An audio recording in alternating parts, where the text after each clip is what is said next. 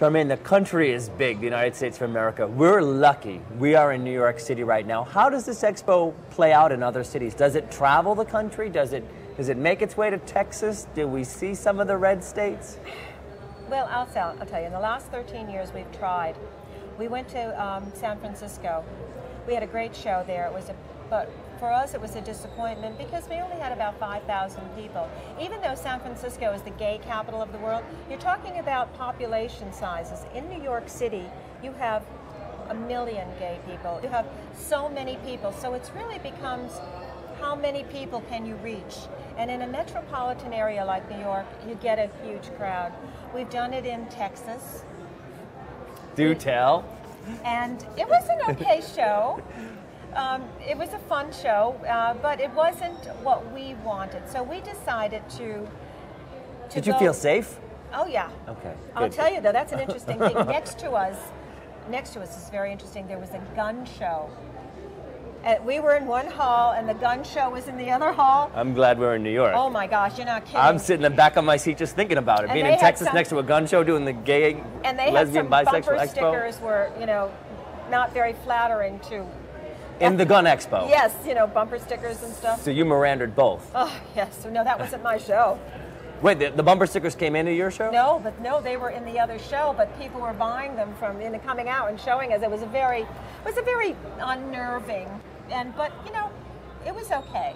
We also did it. I'm glad you did it. Yeah. We also did it in California on the Queen Mary.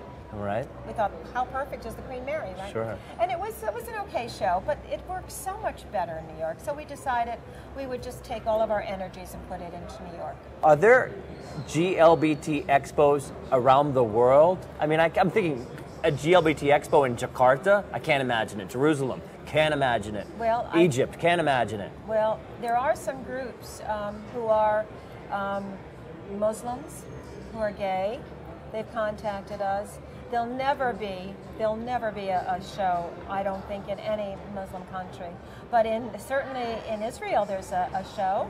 There's been an LGBT expo in Israel? Yep. Okay, great. Okay, but I think that's where you're going to see it in Israel, which is a very, progressive. The other New York. Yeah, it's a progressive But what about country. like India, South Africa? Well, everyone, it's interesting, there are so many GLBT groups from all over the world.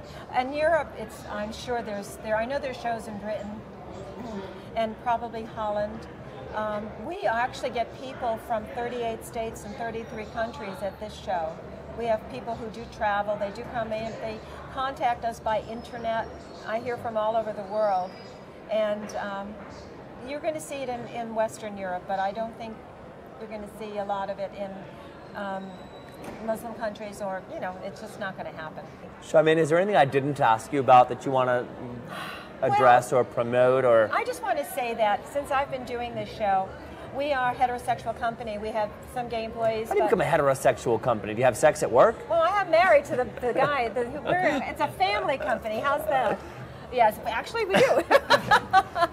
All right. We're a family Because I was thinking, what is that? I refer to that phrase straight acting. What does it mean? You have sex in the park with someone of the opposite gender? Well, I can give you a very interesting little story. Okay. When we did this show, we had another show come on board. About probably 8 years later. They when they started, I won't mention anything, but they called exhibitors and sponsors and said, they're not a gay company.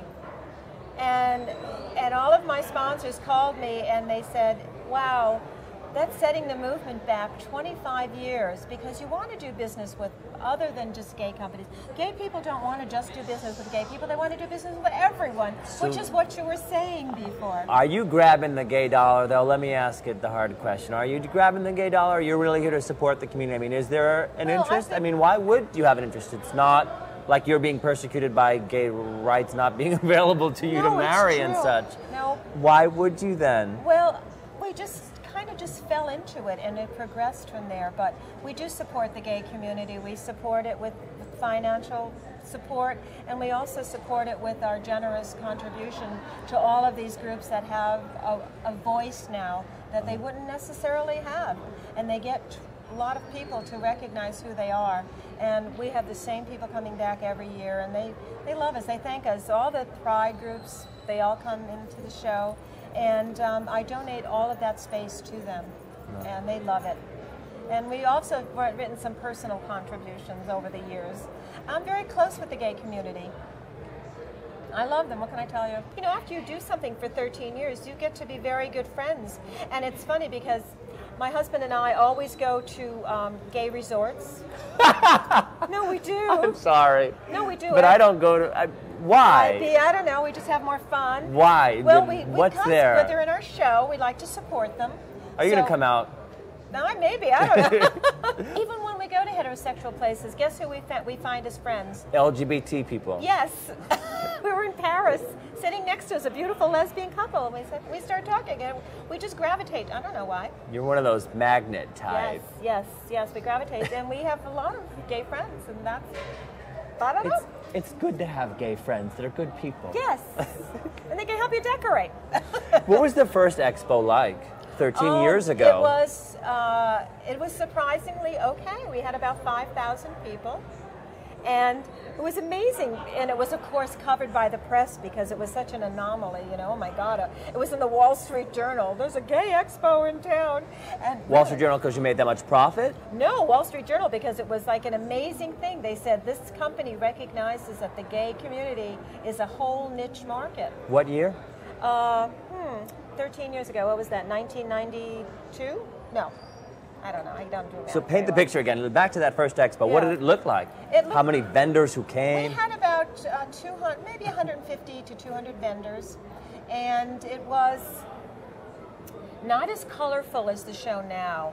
It was, you know, we didn't have the decorations that we have. The $90,000 budget. Right, exactly. But it was still a good show. And people came back and they said, whoa, this is something.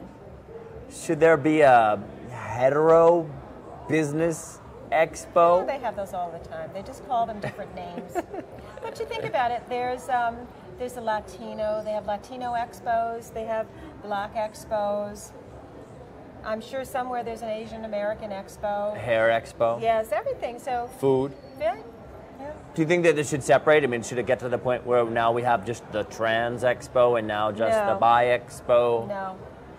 Do you feel like a good representation of LGBT? Do you have a lesbian, gay, bisexual, and transgendered booths? Yes, we do. Do you put them in different sections? No, actually, they're all up there together. No, we have a representation, and we always do that. That's very important to us, to have everyone represented. And my last question, what's the demographic of your constituents? Who comes to your expos? Meaning the LGBT Expo here in New York. Who are you aiming to get and who does show up? Well, the gay community is a microcosm of what the actual United States is. We have folks who are professional. We have folks who are nurses and doctors and lawyers. We have people who are hairdressers, who are entertainers, who drive buses, who play the piano. I mean, we have everyone come. I would say that we have 60% gay men and about 40% lesbians. Interesting. That seems to be, and our average age, by the way, is probably 30. I was going to say 34, 35. Yeah, 30 between that, 30, yeah. Our average age is that. And we actually did a survey online, and we have the socioeconomic group goes from 25,000 to 250,000. They fill out a survey for us, which is interesting. And how do you reach these people? Well, we have our website has about 2 million inquiries every year. I have mailing lists where I tell them that we're coming, when we're going to be around. And people call us all year round and wanting to come to the show. Nice. Yeah. Charmaine, again, anything I didn't ask you about? I don't think so. I think you've covered everything. And a little bonus footage. And a little bonus. You rock. Thanks for having us. Thank you so much.